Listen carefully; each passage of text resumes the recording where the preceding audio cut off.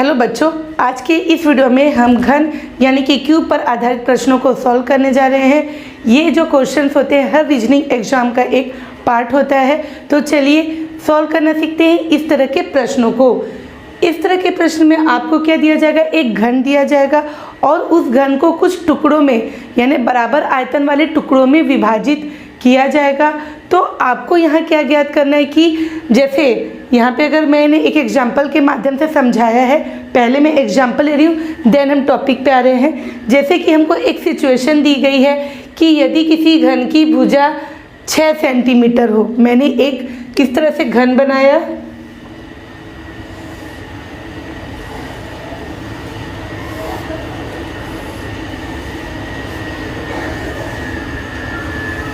इसकी भुजा कितनी है, 6 सेंटीमीटर की है तथा इसे 3 सेंटीमीटर भुजा वाले छोटे घनों में विभाजित किया जाता है।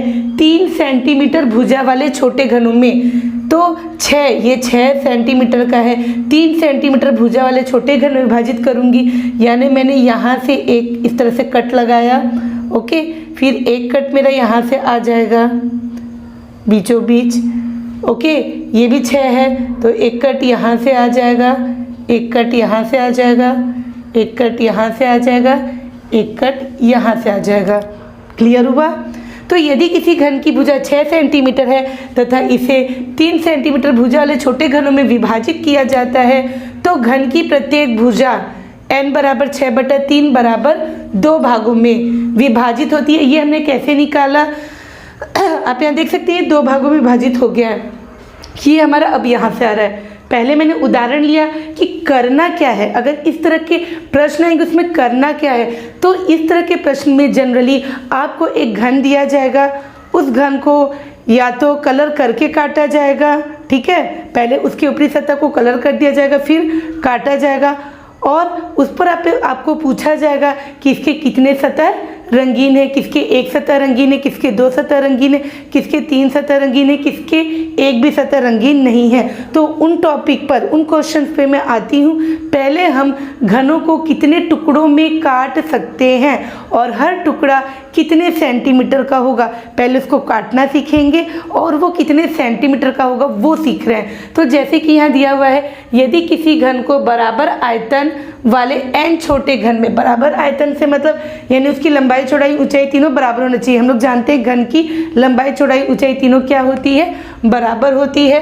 तो यदि किसी घन को, हम बात करें इस बड़े घन की, यदि किसी घन को बराबर आयतन वाले n छोटे घन में इस प्रकार विभाजित किया जाए। अब ये n क्या है, n यानी आप जितने यार टुकड़े लगाओगे, जैसे इस क्वेश्चन में अभी मैं आपको आगे क्लियर करूंगी। n छोटे घन में इस प्रकार विभाजित किया जाए कि प्रत्येक भुजा स्मॉल n भागों में विभाजित हो जाए। प्रत्येक भुजा, आप देख सकते हैं घन में कितनी भुजाएं होती है। घन में आपके किसी भी घन में 6 फलक होते हैं और घन में आपके ये फलक है ना, और शीर्ष कितने होते हैं घन में आपके 8 शीर्ष होते हैं और कोरे कितनी होती है, 12 होती है। ये सभी हम घन की बात करें। घन में फलकों की संख्या 6, शीर्ष की संख्या 8 और कोरों की संख्या 12, ठीक है। ये जैसे मैंने एक घन लिया, घन लेना हमको, ये मैं एक और साइड में बना रही हूँ। तो देखिए यहाँ पे आपके 6 फलक होते हैं, 6 फलक होते हैं, 6 फेसेस होते हैं, 1 2, एक ऊपर और एक नीचे है ना, एक ऊपर एक नीचे, एक सामने, एक पीछे, एक बाएं साइड में, ये लेफ्ट साइड वाला, और एक दाएं। तो इस तरह से 6 फलक होते हैं। कोरे कितनी होंगी, कोर यानी भुजा, कोर को हम लोग और क्या कहते हैं, भुजा भी कहते हैं। कितनी भुजाएं होंगी, तो देखिए 1 2 3 4 5 6 7 8 9 10 11 12। देखिए 12 कोर या 12 भुजा और शीर्ष यानी ये जहाँ पे 2 भुजाएं एक दूसरे को मिलते, देखिए ये 1, ये 2, ये 3, ये 4, ये 5, ये 6, ये 7 और ये 8 शीर्ष होते हैं। तो यहाँ हमें क्या कहा जा रहा है कि इस प्रकार विभाजित किया जाए कि प्रत्येक भुजा, हम भुजा यानी इन कोरों की बात कर रहे हैं, यह n भागों में विभाजित हो जाए, स्मॉल n। अब स्मॉल n क्या है? स्मॉल n भागों में विभाजित हो जाए तथा विभाजन के पश्चात प्राप्त कुल छोटे घनों की संख्या यानी n बराबर n क्यूब सूत्र द्वारा प्राप्त की जा सकती है। पहले हम समझते हैं स्मॉल n क्या है, तो वही मैंने क्वेश्चन लिया था कि आपका जो बड़ा घन है वो 12 सेंटीमीटर का है, तो अगर मैं यहाँ 3-3 सेंटीमीटर के कट लगाती हूँ तो हर भुजा, हर कोर कितने भागों में विभाजित होगी, इसको निकालने के लिए मैंने लिया बड़े घन की भुजा है 6 सेंटीमीटर, छोटे घन की भुजा है 3, तो 6 को 3 से भाग दिए 2, यानी स्मॉल n का मान कितना हो गया 2, और कुल छोटे घनों की संख्या यानी n बराबर n क्यूब। इस सूत्र से ये n है छोटे, क्योंकि हमने बोला है कि यदि किसी घन को बराबर आयतन वाले n छोटे घन में विभाजित करना है, तो यहाँ n का मान कितना है, यहाँ पे n का मान है 8।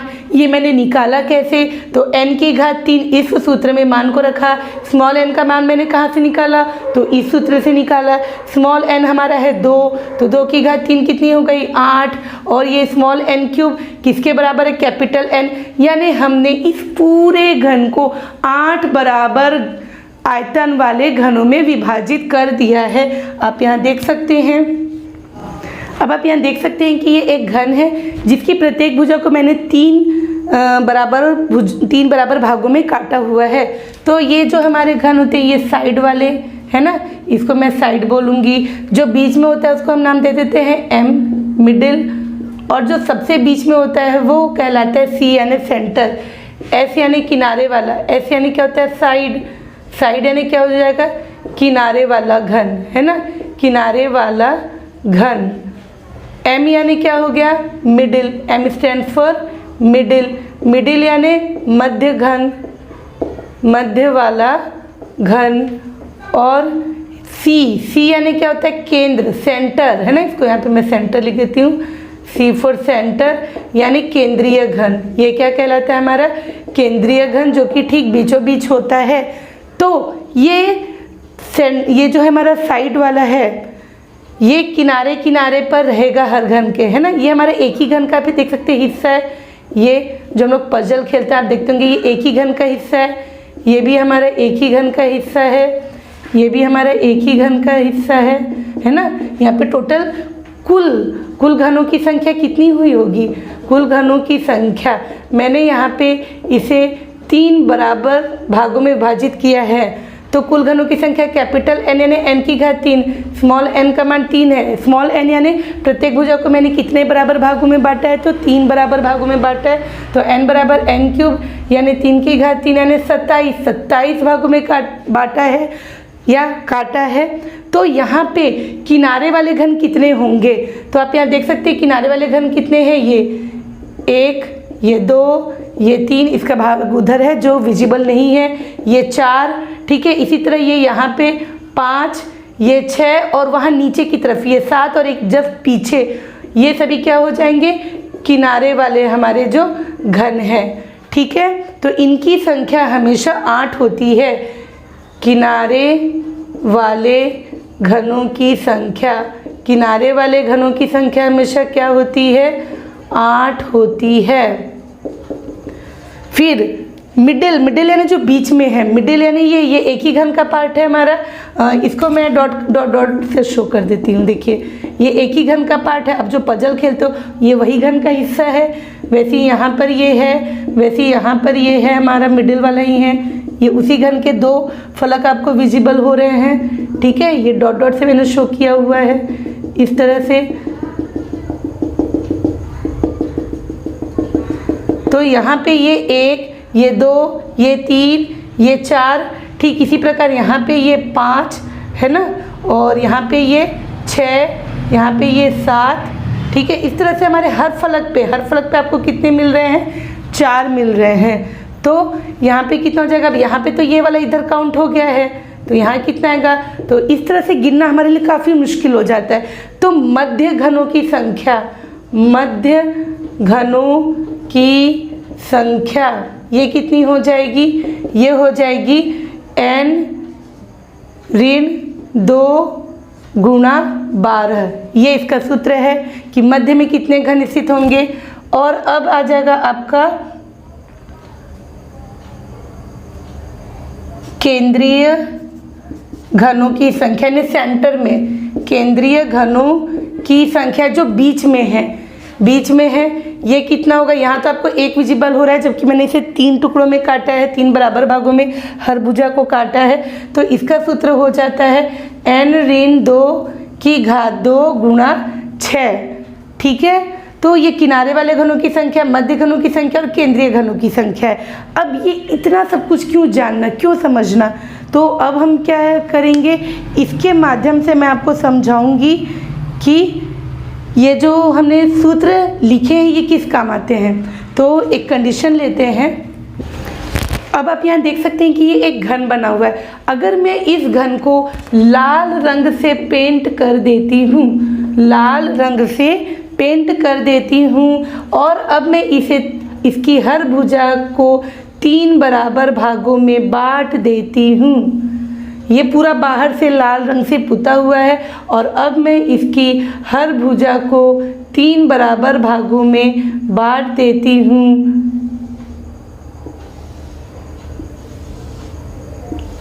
कुछ इस तरह। तो ऐसे घनों की संख्या, आपको प्रश्न पूछा जा सकता है, ऐसे घनों की संख्या, ऐसे घनों की संख्या जिसका एक सतह रंगीन हो, एक सतह रंगीन हो, 2 सतह रंगीन हो, 3 सतह रंगीन हो, 3 सतह रंगीन हो, कोई सतह रंगीन न हो, कोई सतह रंगीन यानी बिना रंगे घनों की संख्या, यानी बिना रंगे घनों की संख्या है ना, कोई सतह रंगीन न हो, कोई सतह रंगीन न हो, बिना रंगे घनों की संख्या। तो जब मैंने इसके प्रत्येक भुजा में 3 बराबर भागों में कट लगाया ना, 3 बराबर भागों में काटा, यानी स्मॉल n का मान 3 है, तो कुल घनों की संख्या, कुल घनों की संख्या यहाँ कितना हो गया था 27। सेम, क्योंकि मैंने 3 कट लगाए, स्मॉल n का मान 3, तो कुल घनों की संख्या 27। तो इसमें से ऐसे कितने घन होंगे जिनकी एक सतह रंगीन है, जिनकी 2 सतह रंगीन है, जिनकी 3 सतह रंगीन है। तो बच्चों ये जो किनारे वाला होता है, जिसको मैं साइड से मैंने डिनोट किया हुआ है, ये मेरा इधर से भी, अगर मैंने लाल रंग लगाया हुआ है तो ये इधर से भी रेड कलर में होगा, इधर से भी रेड कलर में होगा, इधर से भी रेड कलर में होगा। देखिए ये आपको विजिबल हो रहा है। कॉर्नर वाला जो है, कॉर्नर वाला जो घन है उसके तीनों सतह रंगीन है। तो इस तरह हर कॉर्नर पे जितने भी घन है उसके तीनों सतह रंगीन है। तो कॉर्नर यानी किनारे वालों घनों की संख्या कितनी होती है 8। तो कोई भी प्रश्न हो, कितने भी कट लगाया जाए, कितने भी भागों में विभाजित किया जाए, अगर आपसे पूछा जाता है ऐसे घनों की संख्या जिसकी 3 सतह रंगीन हो, है ना, जिसकी 3 सतह रंगीन हो, उसका उत्तर हमेशा 8 होता है। उस प्रश्न का उत्तर हमेशा 8 होता है। चाहे आप 27 टुकड़े करो, चाहे 64 टुकड़े करो, चाहे 125 टुकड़े करो, चाहे 216 टुकड़े करो, 3 सतह रंगीन घनों की संख्या हमेशा 8 होती है। अब बात करते हैं 2 सतह रंगीन। ठीक है, ये तो हमारा साइड वाला हो गया, तो इसको मैं थोड़ा सा साइड लिख के अलग कर देती हूँ। साइड यानी हमारे इस हिस्से में आ गया था ना, ये सब शेडेड हो गया। अब हमको ऐसे घन लेने हैं जिसकी 2 सतह रंगीन हो। तो ये जो मिडिल वाला होता है, ये जो मिडिल वाला है, इसका देखो ये सतह भी रंगीन होगा और इसका ये सतह भी रंगीन होगा, यानी इसके 2 सतह रंगीन होंगे हर मिडिल वाले का। देखो ये मिडिल वाला है तो ये इधर से भी रंग लगा होगा लाल रंग, और इधर से भी रंग लगा होगा, है ना, ये मैंने गोले से दर्शा दिया। इधर से भी लाल रंग और इधर से भी लाल रंग, क्योंकि ये पूरा का पूरा घन हमारा लाल रंग से रंगा हुआ है। तो जो मध्य घन होता है यानी मिडिल वाला जो घन होता है उसके दो सतह रंगीन होंगे। हर मिडिल वाले घन के दो सतह रंगीन होंगे। तो मध्य घनों की संख्या का सूत्र क्या होता है? n ऋण 2 गुना 12। तो वही चीज़ यहाँ आएगा, ऐसे घनों की संख्या जिसकी दो सतह रंगीन हो वो होगा n ऋण 2 गुना 12। तो इस सवाल के लिए हमारा n ऋण 2 है ना, दो सतह रंगीन के लिए यहाँ पे क्या आने वाला है? n ऋण 2 गुना 12। तो n का मान है हमारा 3, तो 3 ऋण 2 है ना, n यानी हमने कितने भागों में विभाजित किया है हर भुजा को? तो 3 ऋण 2 गुना 12, 3 में से 2 घटाए 1, 1 गुना 12 यानी 12। तो इस सवाल के लिए, इस प्रश्न के लिए, जबकि एक भुजा को 3 बराबर भागों में विभाजित किया जाता है, मध्य घनों की संख्या कितनी हो जाएगी? 12 है ना। दो सतह रंगीन, दो सतह रंगीन कितने हैं? 12 घनों के दो सतह रंगीन है। अब अगर ऐसा पूछा जाता है कि ऐसे घनों की संख्या जिसका एक सतह रंगीन हो, तो यहाँ पे जो ये आप लोगों को ये मिडिल वाला दिख रहा है ना, केंद्रीय घन, सेंटर वाला, तो जब आप इसको कट कर दोगे तो यहाँ पे क्या होगा? ये हिस्सा अलग हो जाएगा, ये हिस्सा अलग हो जाएगा। केवल ये जो है इसका ये सतह ही केवल कलर लगा हुआ होगा, बाकी तो ये यहाँ से आप काट के इसको हटा दोगे यहाँ से, तो वो सतह क्या रहेगा? वहाँ पे कोई भी रंग नहीं लगा रहेगा।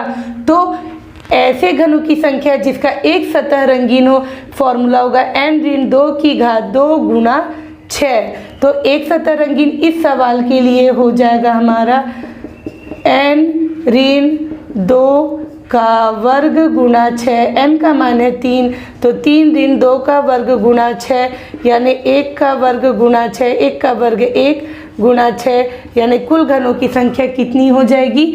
ऐसे एक सतह रंगीन वाले घनों की संख्या हो जाएगी 6, यानी हर फलक पर एक एक घन है जिसकी केवल एक सतह रंगीन है। अब आगे क्या पूछ रहा है? बिना रंगे घनों की संख्या जिसमें कहीं भी कलर नहीं चढ़ा है, तो उसका सूत्र होता है n ऋण 2 की घात 3। और इस प्रश्न के लिए है ना, रंगहीन यानी बिना रंगे घनों की संख्या, बिना रंगे घनों की संख्या यानी जिसके एक भी सतह पर, कहने का मतलब है कि ऐसे घन जिसके एक भी सतह पर रंग नहीं होना चाहिए, वो हो जाएगा n ऋण 2 की घात 3। इस प्रश्न के लिए n का मान है 3, तो 3 ऋण 2 की घात 3 यानी 1 की घात 3 यानी 1।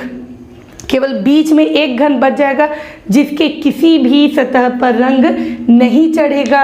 आई होप आपको ये सारी चीज़ें क्लियर हो गई होंगी। आप लोग कॉपी पेन लेके बैठिए, इसके नोट्स बना लीजिए, क्योंकि अब हम इस पर बेस्ड क्वेश्चन को सॉल्व करने जा रहे हैं। अब यहाँ पर एक सिचुएशन दिया हुआ है। प्रश्न 1 से 5, एक 4 सेंटीमीटर के घन के सभी सतहों को लाल रंग से रंग दिया गया है तथा इसे 1 सेंटीमीटर के छोटे छोटे घनों में परिवर्तित करने के लिए काट दिया जाता है। तो जो आपका घन है वो 4 सेंटीमीटर का घन है, यानी कुछ इस तरह का घन है।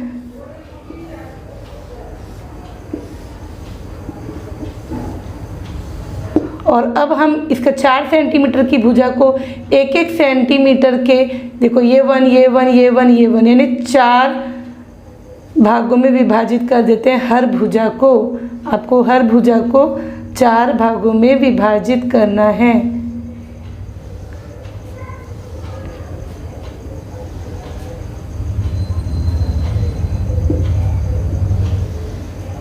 ओके, ये आपका थोड़ा सा रफ बन रहा है।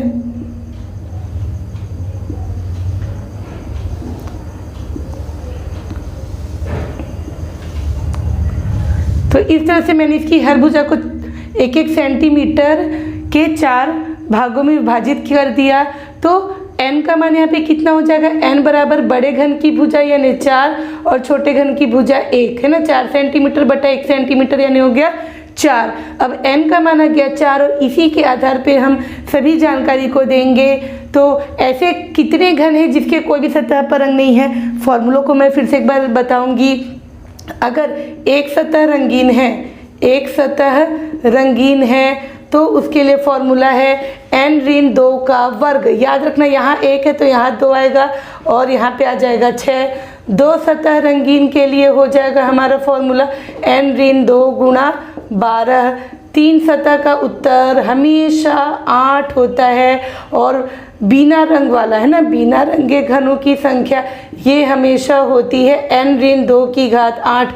आप ये कह सकते हैं कि यहाँ जीरो बिना रंगे यानी जीरो रंग वाले जीरो सतह वाले घनों की संख्या ये 3 है। n ऋण 2 की घात 3, तो यहाँ n ऋण 2 की घात 3, 0 के बाद आया 1 पे तो यहाँ पे आ गया n ऋण 2 की घात 2, 2 पे आया तो n ऋण 2 की घात 1 है ना। यानी रंगहीन जो है यानी ऐसा जीरो सतह वाले यानी जिसके किसी भी सतह पर रंग नहीं है उसका मान है n ऋण 2 की घात 3।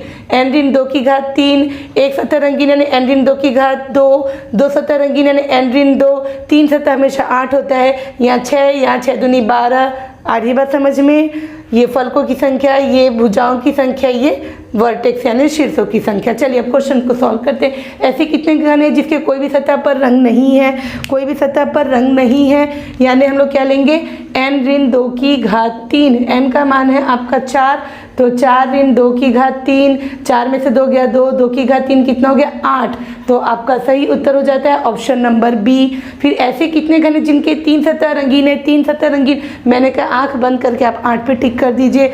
ऐसे कितने घन हैं जिसके केवल एक सतह रंगीन है, जिसके केवल एक सतह है यानी n ऋण 2 का वर्ग हो जाएगा और यहाँ पे आ जाएगा 6। तो यहाँ है n का मान 4, 4 ऋण 2 का वर्ग गुना 6 यानी 2 का वर्ग गुना 6 यानी यहाँ पे आ जाएगा 4 गुना 6 यानी 24, यानी आपका ऑप्शन नंबर ए। फिर ऐसे कितने घन हैं जिसके केवल 2 सतह रंगीन है, 2 सतह रंगीन है यानी आपका फॉर्मूला हो जाएगा n ऋण 2 गुणा 12, तो 4 ऋण 2 गुणा 12, तो 2 गुना 12 यानी ये भी कितना हो गया 24। दोनों बराबर है क्योंकि 4 सेंटीमीटर भुजा है, तो इसका उत्तर भी ए है आपका। और इस घन से कुल कितने घन प्राप्त किए जा सकते हैं? कुल घनों की संख्या हमेशा होता है n की घात 3 यानी 4 की घात 3 यानी हो जाएगा 4 चौक 16 और 16 चौक 64, कितना हो जाएगा 64, यानी इसका भी उत्तर ए हो जाता है। अब थोड़े से इससे कठिन प्रश्नों को हल करते हैं। अब अगला सवाल है, किसी घन के 2 विपरीत सतह को लाल रंग से तथा शेष सभी सतहों को हरे रंग से रंगा गया है। अब इसे इस प्रकार काटा गया है कि 125 छोटे छोटे एवं बराबर घन बन सके। छोटे घनों की संख्या n की घात 3, कुल घनों की संख्या कितनी है 125, तो ये n बराबर n की घात 3 होता है। n की घात 3 है 125 है ना, यानी आपको n का मान दिया हुआ है 125 क्योंकि ये इसी के बराबर है। तो n बराबर क्या हो जाता है, अगर केवल हमको यहाँ पे कितने हर भुजा को कितने भागों में बांटा गया है तो आप इसका घनमूल निकालेंगे। तो यहाँ पे 125 यानी 5 गुना 5 गुना 5, इसका त्रिक बन गया यानी ये घनमूल से बाहर आ गया यानी 5, यानी हमने प्रत्येक भुजा को कितने बराबर भागों में बांटा, हमने घन की प्रत्येक भुजा को 5 बराबर भागों में बांटा। तो इसके आगे देखते हैं घन बना के। तो यहाँ देख सकते हैं कि यहाँ पे मैंने एक घन लिया है जिसमें n का मान यानी हर भुजा को मैंने 5 भागों में बांटा है, तो n का मान 5 है, 5 की घात 3 125, 125 छोटे टुकड़े में विभाजित हुआ है।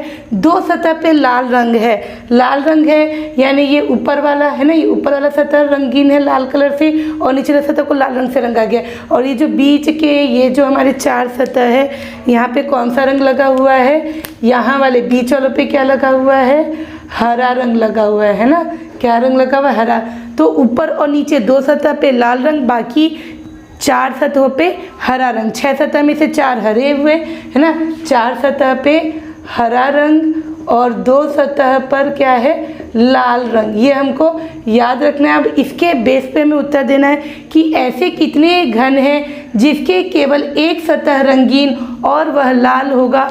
एक सतह रंगीन यानी केंद्रीय घन एक सतह के लिए 1 है तो n ऋण 2 की घात हो जाएगा 2। एक सतह रंगीन के लिए n ऋण 2 की घात 2 गुणा यहाँ जाता है 6 यानी फलकों की संख्या होता था है ना मेरे सूत्र में। यहाँ पे 2 सतह है दो ही सतह है जो लाल रंग से रंगे हुए हैं, तो यहाँ पे 6 की जगह आप लिखोगे 2, तो यहाँ पे हो जाएगा n का मान है 5, 5 ऋण 2 का वर्ग गुणा 2, 5 ऋण 2 यानी 3, 3 का वर्ग गुणा 2, 3 का वर्ग हो गया 9, 9 गुणा 2 यानी कितना हो गया 18, यानी आपका उत्तर हो जाएगा बी।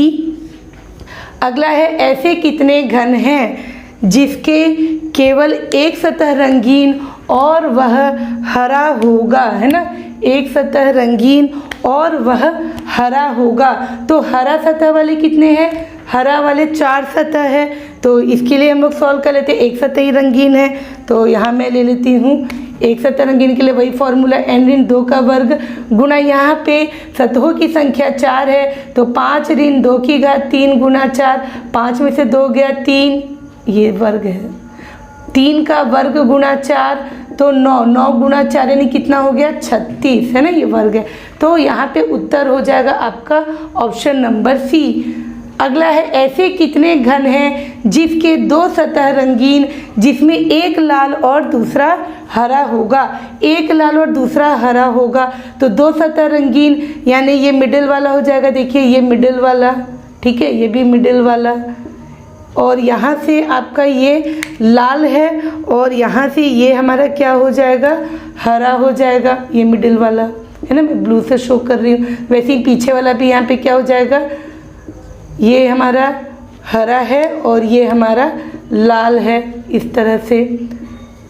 तो देखिए ऊपर में आपके कितने मिल जा रहे हैं, 1 2 3 4 5 6 7 8 9 10 11 12, 12 ऊपर है ना, जिसके एक तरफ में आपका लाल है और दूसरी तरफ में हरा। अगर आप यहाँ पे लेते तो यहाँ पे हरा ही कलर आता, ओके। अगर हम इसके दूसरे साइड की बात करते तो यहाँ पे हरा कलर आता। तो देखिए 1 2 3 4 5 6 7 8 9 10 11 12, 12 ऊपर और 12 नीचे, यानी उत्तर हो जाएगा 24। और अगर सूत्र के रूप में बात करें तो 2 सतह रंगीन के लिए आपका सूत्र हो जाता है n ऋण 2 गुणा 12, लेकिन 12 कब होता है, जब हमारे पूरे के पूरे 6 सतह एक ही रंग से रंगे होते हैं। पर यहाँ पे हमारे 2 सतह एक रंग से और 4 सतह अलग रंग से होंगे। तो ऊपर में कितने आ रहे हैं आपके 1 2 3 4, 4, और आप इसको कर दो ऐसे 4 4 वाले कितने सतह है 2, तो यहाँ पे आप ले लेंगे 5 ऋण 2 गुणा 4 गुणा 2, 4 दूनी हो गया 8, 5 में से 2 गया 3, 3 गुणा 8 बराबर 24। तो या तो आप सूत्र के हल सहायता से हल कीजिए या बिल्कुल इस टेक्निक को फॉलो कीजिए। यहाँ से 3 4 5 6 7 8 9 10 11 12, 12 ऊपर के और 12 नीचे, जिसकी एक सतह लाल रंग की और दूसरी सतह हरे रंग की होगी, 12 और 12 24।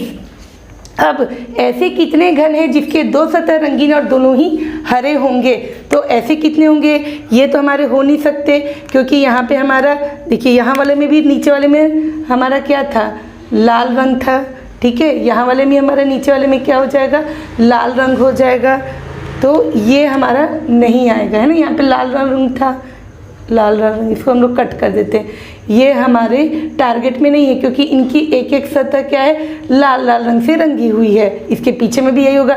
अब यहाँ वाले जो है, क्योंकि देखिए ये जो मिडिल वाले हैं, ये मिडिल वाले, इसका ये सतह भी हरा है और इसके उस साइड वाला भी क्या होगा हरा, यानी 2 सतह रंगीन है और दोनों किस किस कलर में है, दोनों हरे रंग में हैं। तो यहाँ से आपके 3, यहाँ से 3, यानी ऐसे कितने सतह मिलेंगे आपको, हर सतह पे 1 2 3 4, 4 सतह मिल रहे हैं। 4 सतह के लिए 2 सतह रंगीन है आपका फॉर्मूला, तो हो जाएगा n ऋण 2 गुणा यहाँ पे आ जाएगा 4, तो 3 ऋण 2, 3 नहीं, यहाँ n का मान है 5, 5 ऋण 2 गुणा 4, 5 में से 2 गया 3, 3 चौक हो गया 12।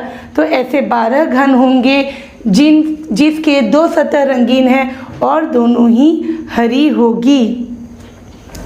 अब बात करते हैं ऐसे घनों की संख्या जिसकी एक भी सतह रंगीन नहीं होगी। इसके लिए सिंपल ये सूत्र है n ऋण 2 की घात 3 यानी 5 ऋण 2 की घात 3 यानी 3 की घात 3 यानी हो जाएगा 27, यानी ऑप्शन नंबर डी। और ऐसे घनों की संख्या जिसकी 2 सतह रंगीन होगी और दोनों ही लाल होगी। अब देखिए 2 सतह रंगीन और दोनों ही लाल, क्या ये पॉसिबल है? देखो यहाँ पे 2 सतह रंगीन यानी ये वाले थे हमारे, पर इधर तो एक साइड में लाल और एक साइड में आपका हरा कलर है ना, एक साइड में लाल एक साइड में हरा कलर है।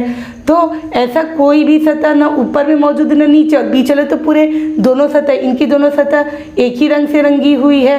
तो ऐसा कोई भी सतह नहीं है जिसकी दो सतह रंगीन होगी और दोनों ही लाल होंगी। तो यहाँ पे आ जाएगा आपका ऑप्शन नंबर डी। तो आई होप आपको आज के सारे क्वेश्चंस अच्छे से समझ आ गए होंगे। आप इनकी प्रैक्टिस कीजिए। मिलते हैं नेक्स्ट वीडियो में अगले नए टॉपिक के साथ। Thank you.